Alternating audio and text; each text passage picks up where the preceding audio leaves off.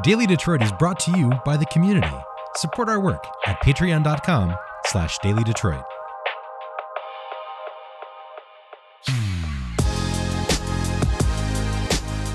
Hello and welcome to your Daily Detroit for Monday, November 30th, 2020. I'm Jer Stays. Today's show is in two parts.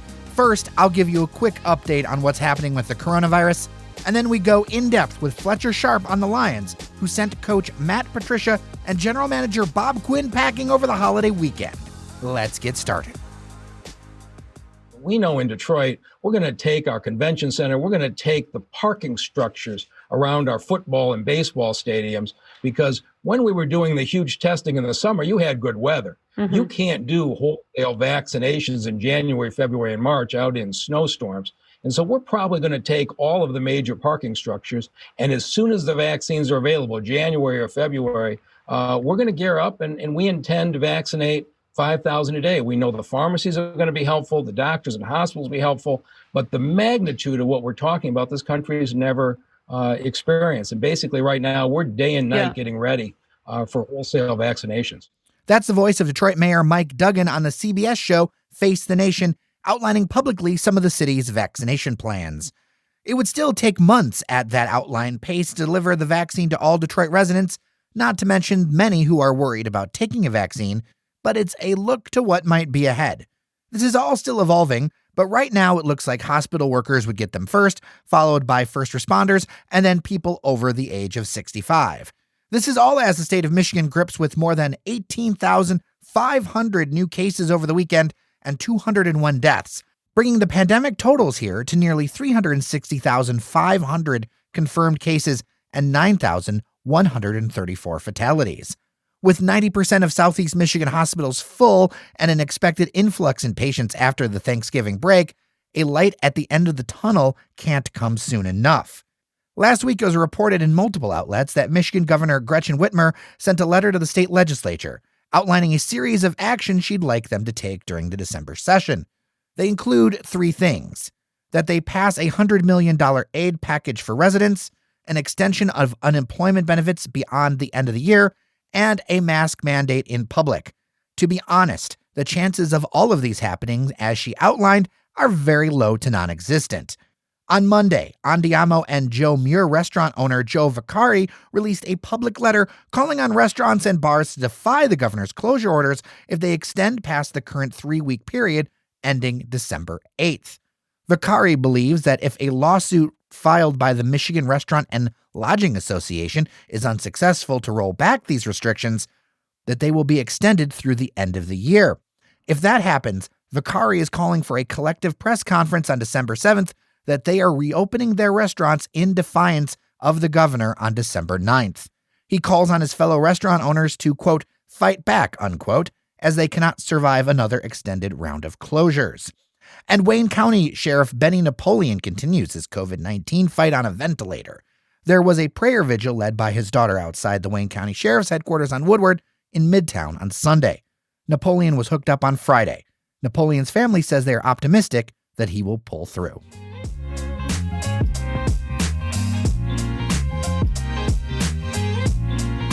Joining me virtually as he does every Monday, Fletcher Sharpe. Welcome back, sir. Yeah, thanks for having me. Big weekend, man. Yeah, sports has been kind of crazy a little bit over in Michigan. Just a little bit.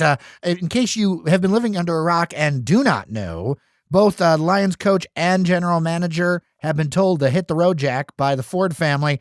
First impressions on this, Fletch? Doesn't really change much for this season, and honestly, it doesn't really change much going forward because we don't know who they're going to bring in. Are they going to bring in another Patriots disciple? Are they going to bring in, established coach? Are they going to try to bring Jim Caldwell back? But we don't know which direction they're going in. So it's good that they finally realized the error of their way. It's unfortunate it took a Roman-esque display of being torn apart in the Coliseum for the whole world to see, for them to realize, you know what, we can't have this guy. I was watching the game, and there was one play that was like that one, I don't even know what the name of it is, but it's when they did that whole like throwback handoff throw and then throw it back to the quarter. But Flea flicker. the flea flicker that usually only works in like cheesy football movies, but it worked on an NFL field against the Lions. And I just like put my head in my hands, and I was sitting there with a friend of mine who was a Green Bay Packers fan. And he's like, this is why when I moved to the Lower Peninsula, I never changed my affiliation, because I knew this was going to be my future if I ever left being a Packers fan. The flea flicker to me wasn't really that bothersome because like everyone plays Madden. Everyone uses a flea flicker because if you beat someone with that, it's like the ultimate disrespect. Well, that's exactly why it bothered me, because it's the ultimate disrespect. What was disrespectful to me is typically the flea flicker is you give the ball to the running back. He takes 4 steps forward like he's going to run, then throws it back to you. Their running back legit ran the actual ball like he was going to run the ball outside, stopped, and turned to throw it. I'm like, he had all the time in the world. No one touched him as he ran to the outside. He could have legitimately actually just ran the ball himself, but chose to throw it back to somehow still wide open wide receiver. I'm not really sure how. If you're not going to stop the run, you should be stopping the pass. For me, it was over when Stafford threw the interception to J.J. Watt, the defensive lineman. J.J. Watt's a really great defensive lineman, all pro, probably a Hall of Famer, big old muscle guy with big soft hands. All his 2 brothers in the NFL both play tight end, so he can also play tight end if need be. But J.J. Watt is like a large man. You should not be throwing the ball in his own catch radius. So the fact that he snagged it out of the air and ran it back for a touchdown, like, it's embarrassing. That's supremely embarrassing. Seeing all these things, it's like we were supposed to have this defensive genius in Matt Patricia. We got defensive junk. We've got, I mean, just in general, Matthew Stafford, who I think has talent, has basically been wasting his time here the last few years from his own career perspective. The whole Matt Patricia defensive giant thing was always kind of weird to me because literally when it was announced that he was probably going to take the Lions job, when it was like getting kind of down to the wire, like Lions will sign Patricia when the season's over. Lions might sign Patricia. From that point forward, the Patriots defense looked terrible. Like before that, they looked good. It's almost like, oh, you're leaving us? Flip a switch. It went from that point to like, oh, give up 30 points, give up 40 points, give up 30 points. Yeah, they might win the game offensively, but like the defense is getting run up on. And that's with players that actually have talent. So, like, you're going to come here with a somewhat talentless defense, ostracize all the talent that is there. It's a really bad sign when, like, a coach leaves and former players are sending out, like, look eye emojis or, like, I told you so's. Huh. It should be players being like, dang, he left. Well, I really appreciate he gave me a shot. He gave me, you know, a chance to play. I'll always respected what he did. But, like, literally everyone was like, yeah, man, there's no player saying anything positive about him leaving. And, like, that should be an indictment enough of, like, yeah, you really messed this one up. Right, because players don't want a coach that's a pushover or whatever, but they do want somebody to respect. And I don't know if he ever had that respect in the locker room. It's because of the way the Patriots ran things. They had the respect because while they do some things a bit unorthodox, a bit kind of, like, ironclad, you're going to do this or you're not going to do this, they have the championships to back it up. They have the whole organization attitude of, like, you know what? We all buy into it, we all win. Kind of like COVID. We all buy into it, we all win. Oh, yeah. But you get to the Lions, and it's like, hey, we've never really done that. And he's like, well, guess what? I'm going to shatter everything. I'm going to treat you all like college kids, and you're going to earn my respect through that way. You're not going to tell a cornerback making $50 million to treat him like a college kid. It's going to result in him saying, yeah, I'm not doing that. You know, I want to talk about Stafford for a second, and then I want to get into possible coaching options. First off, with Stafford, you know, his house has been for sale for a while out there. And then his wife's mentioning about how, and I know she apologized it, but you know, how she hates living under a dictatorship in Michigan and all that other stuff. It tells me that, like, on the personal side, there's already 1 foot out the door out of this state. And I feel like it's only a matter of time. Is it, do you have Stafford finish the season, or do you just try to get what you can and offload him? Or am I reading this wrong? His foot out of the door would be to retire because no one wants him anymore. You don't think so? The time for him to, like, go somewhere and maybe be a starting quarterback in the league somewhere else was, like, maybe, like, right after he turned 30. Ooh, bold take. But he's often beat up, and that's really not his own fault, but he's often beat up. He makes bad reads now. His arm is still strong, but nowhere near as strong as it was before to make up for the mistakes he makes. Like, unless he's going to another not good team, like, I can't think of a good team that needs a quarterback right now. Maybe the Baltimore Ravens for people who really hate Lamar Jackson, but Lamar Jackson currently is a better quarterback than Matthew Stafford is. I don't know where he's going to go. I don't think he's going to expect to go somewhere and win. Like, he's not going to step into, like, you know, a role with the Chicago Bears and all of a sudden they're Super Bowl contenders. Like, that's not going to happen. He's going to step over there, have similar problems, and, like, you know, then have his wife mad that she's off, Lake Michigan, having all that wind blowing into her house. So, I'm not really sure, what he expects right now. If he wanted to leave, it should have been before he signed this massive contract. Because right now, as it is, he's a Detroit Lion until he retires. How many years do you think that's going to be? Depends how much more he has left in his back. All right. So what you're saying then is that whoever's coaching next, they're going to inherit Stafford. So let's talk about those coaching options. First off, I want to mention the local guy that started to be talked about. I am kind of excited about this. Robert Saleh. He's actually from Dearborn. He actually went to Dearborn-Fordson, which is pretty cool. And I'm always a big fan of the local person. And he's also got a pretty darn good track record, even though he's another guy from a defensive background. He is, but he went to the 49ers defense, who was not that great, not that terrible. At the time, they had some studs in the middle. Both their linebackers retired early due to health issues. And he's kind of helped revamp that defense. Is it great? No. But it's pretty good, especially given the fact that they don't really have many stars right now. If you can do that with your credit and also winning a Super Bowl with the Seattle Seahawks, albeit he was a defensive quality coach, he wasn't one of the big, heavy names, but winning a Super Bowl as a part of an organization is always an achievement. Especially when they keep you around for the next year. They don't clean house. So I think if you're going for the feel-good angle, he could be a good idea. I think he's kind of still a bit of a project, so to speak. But I would trust him a bit more than I trust Patricia, because anytime the 49ers have been blown out this year, at least, it's not been entirely on the defense. It's been the offense can't move the ball because they're too hurt. The defense has to bail them out too much, and eventually stuff breaks. Whereas with Patricia and the Patriots, their defense was set up to just bend and not break. That was their motto, bend but don't break. And by giving up 500 yards a game, you eventually break. So if you're going for a feel-good angle, you want the guy from Dearborn, Michigan, Dearborn-Fordson, Northern Michigan University grad. I think it'd be a nice, cozy feeling. I'm very realistic about who the Lions can pull. I mean, I don't know what the top shelf candidates are that are available or options or all of them, but Detroit, it's just a hard city to attract top talent into. Or I should say, we can get talent, but we've got to develop it and find it, as opposed to getting the top name. Most coaches read the newspaper too. They see the teams that they're playing against. The 49ers, and then later we'll mention the Chiefs as well. They've scouted the Lions. They've played against them. They know the strengths and weaknesses of the Lions team. So they know what they're walking into. And some coaches are up for a challenge and they want to do some stuff. Some coaches don't want to walk into that challenge. Some coaches don't want their first chance at a head coaching gig to be, let's resuscitate this dying franchise. Because if you do it, you're a legend. But if you don't do it, you get thrown in the scrap heap and you probably don't coach again. Right. Well, I want to move on to another name that I'm interested in is Eric Bieniemy. He is down in Kansas City right now. He's New Orleans born.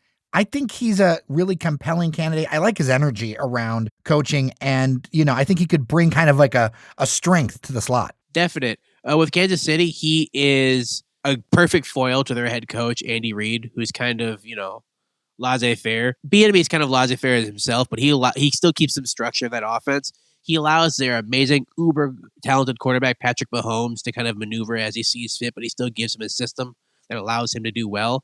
The system he gives him allows him to play his own part inside the system and do what he wants to do. Mahomes and young Stafford are really similar in the way that they play, as they're both gunslingers from the pocket. The only difference is Mahomes has remained relatively healthy throughout his young career and has maybe a few more weapons. I'm not going to discount the early years of Stafford because he had Calvin Johnson, the ultimate weapon in NFL history. I don't see Kansas City letting Bieniemy go. I don't. They're in their win now phase. If they can continue to repeat, they're going to try to do the best they can. So I don't really see them deciding to let him go with this core that they have right now. All right, the third option is one that I don't really want to talk about, but I've got listeners who've sent in things about it. Some media from Detroit is starting to gin up this hype machine around it, and I think it's a bunch of, you could tell me I'm completely wrong, but I think it's a bunch of slappy nonsense.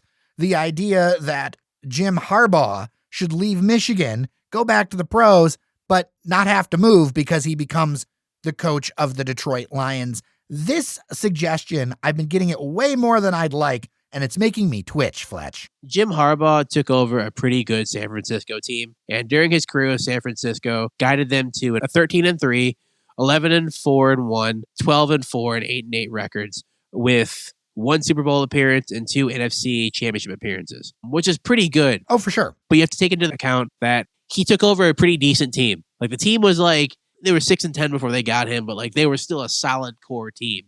He made them into a much better team with grit and the determination you needed to do so. But also the 49ers front office let him like run things as they see fit. Like obviously they still had a hand in what to do, but like if Jim needed something, Jim got something. Problem with the Fords is they are not going to do that. It'll be you get what we can give you, and if it doesn't work out like that, then like I don't know, sucks. Because honestly, and I hate to say this as much as I love Detroit, you'd much rather play for a really bad team in like one of the bays or like in Florida than play for a really bad team in like frigid winter state. If you're coming to New England or Detroit or Chicago or Green Bay, you're coming to win. And if you're not winning, it's not fun to be here. So I got to ask you then, is there a fundamental in your mind difference between what it takes to be a pro versus a college coach and do it successfully? Definitely. It's the reason why like John Calipari, University of Kentucky basketball, is an amazing college coach. He came to coach in the NBA for one season and they threw him out because he was terrible. It's how you talk to people and how you engage with them. As a college coach, you can basically like adult a kid. You can like say, I know you're 19, 20, 21, 22. You think you're this person, but you're still a college child.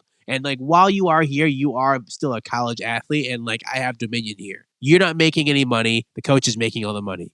You get professional, and like I hate to like pull this rank. You're really gonna let some dude making $6 million talk down to you, and you're making 80? Like, no. Yeah, I'll go run my lap. Don't talk to me like I'm a kid though, because like it's just gonna end poorly for you. And like a lot of coaches who come from the college ranks struggle with that because they talk to their kids like almost like Tom Izzo is a great coach for Michigan State basketball. He cannot coach pros because if he tries to yell at a player, imagine him yelling at like Kevin Durant or LeBron James the way he yelled at Aaron Henry. It would end so poorly for him. It would not be funny. He'd be out of a job so quickly. College kids, and I hate to say it, they don't have the power. It's coach yelled at me like this and I don't like it. I'm going to sit out. And coach is like, all right, I'll use one of my other 80 kids. Or basketball, I'll use one of my other kids to suit up and play. Or the AD will just be like, you should just play. Professional athlete, yell at your star player, and he's like, I'm hurt. My hand is sprained. I'm just going to sit out. And the team goes on a 6-game losing streak because their star player who averages 15 points and 20 rebounds a game won't play. Yeah, the coach is going to have to go. That's it. The coach has to go because we need our star back. Are you more positive on Harbaugh than I am then? No. Okay. One, I don't think his offense works that well. I think it worked great for San Francisco because it had a certain mobile quarterback who has not played in the NFL for a very long time, who was able to make a lot of these things work. So when his passes weren't able to get down the field, he could sprint. Detroit does not have that. Detroit has a mauling offensive line that likes to like get in people's faces and run them over. And the problem is they've been running a zone scheme. For those who are not unaware, zone scheme is going on angles. So it's like I give you the ball, you go to the outside, we kind of all shift down. Detroit has offensive linemen that want to like eat your bones. They want to run over you, sit on you, and go straight directly down the middle. So when Detroit runs the ball down the middle, like normal, with Adrian Peterson or DeAndre Swift or Kerryon Johnson, they do great. When they try to run to the outside, they do horrible because their offensive line is not built to do that. John Harbaugh's offense is really shotgun, spread offense. Let's run to the corners. And if he has the same offensive line he has, which Detroit spent a lot of time trying to build, which finally actually is not a bad offensive line, it'll waste all of that. You'll just be mad all over again. Glad we talked so much about the Lions, but I think we've got some more that we've got to clean up before we let you go.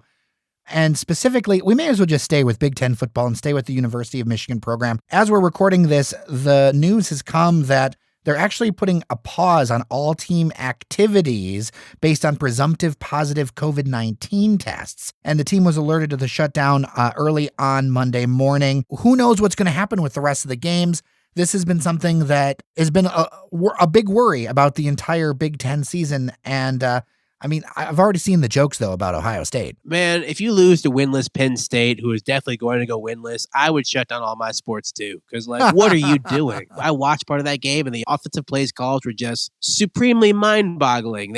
I could not wrap my head around them. But, like, at least it's good that they finally are realizing, hey, COVID, is serious and we can't do all this stuff. We're going to keep having this many tests. It's just really sad they had to go the entire season to have someone say, I told you so. And they kind of screw people's schedule. But yeah, they have Maryland coming up next, which could be a winnable game. Probably not. Then they have Ohio State coming up with head coach Ryan Day, who's guaranteed he's going to hang at least 80 points on them. That's what you get when you start talking to media day about other coaches. Like, oh, we're going to do this and do this. Yeah, and fires people up. So when you're having a bad season like this, and they definitely are not having said bad season, they're going to punch you in the mouth, like, repetitively. And I think they're, like, it's going to be one of those ones where, like, the game's over, they're not going to be any handshaking. There's going to be a lot of, like, why'd you do that? What'd you do this for? I think they're gonna try to keep this lockdown as long as they can. Try to see if they can just avoid that game entirely. Well, you can't lose the games you don't play, right? Exactly.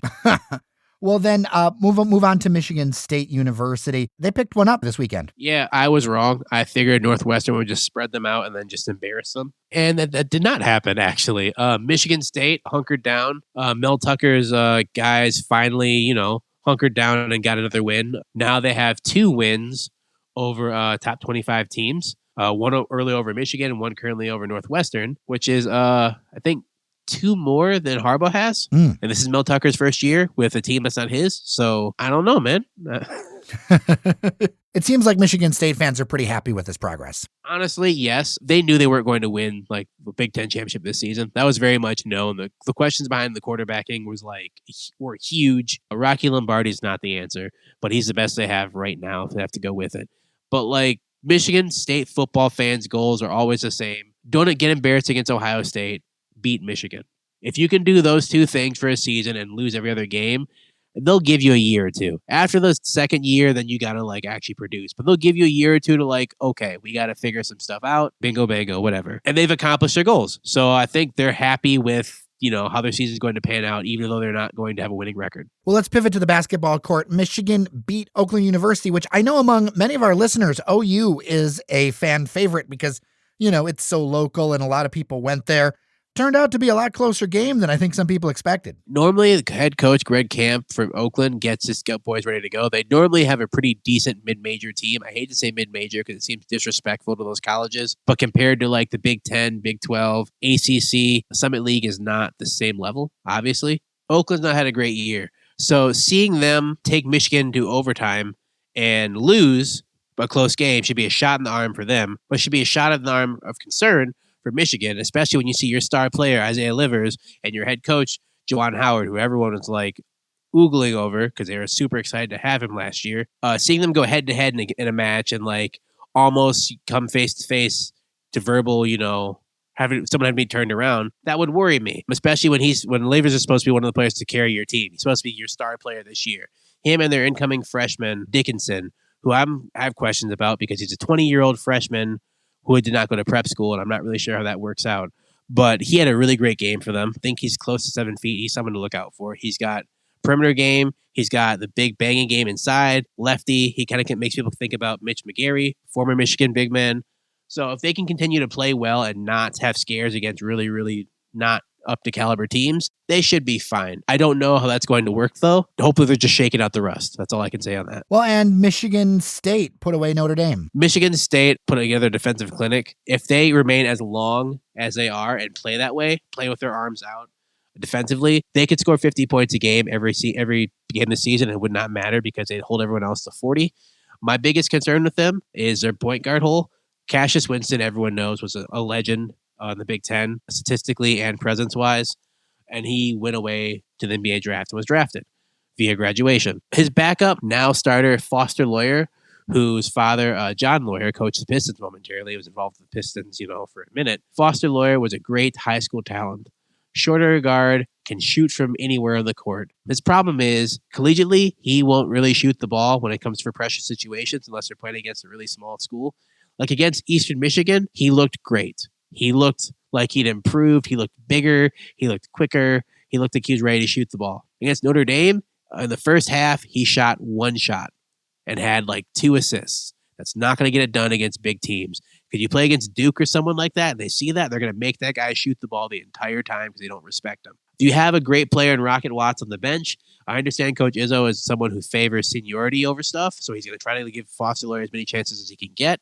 And I get that, and I respect it because he does not change at all. He did the same thing with Tum Tum Nairn when they had Cassius. Did the same thing with a few other guys who probably shouldn't be playing, but he's let them play because they're seniors. So I get it. But Michigan will only go as far as their athletic guards will get there. Rocket Watts, Joshua Langford coming off an injury, Aaron Henry, Gabe Brown, they'll only go as far as these guys carry them. So if you keep one on the bench, makes me worry, about how you think the season's going to go for you. Well, Fletch, I really appreciate all of your insights and everyone. We've been on quite a journey today, but it's been a fun one. And Patricia and Quinn losing their jobs is kind of like our own little personal Super Bowl. To a degree, yeah, but I wouldn't say that because in a way we still kind of lost because the Lions definitely had to pay that man his contract, almost all up front. So in a way he came out ahead because even if he doesn't ever coach a game again, which I'm sure someone will give him a defensive spot, he's a much richer man for it. That's true. Well, Fletcher Sharpe, you can follow him on Twitter, or don't follow him on Twitter, at SaintFDW. We'll check in soon, man. Thanks for having me.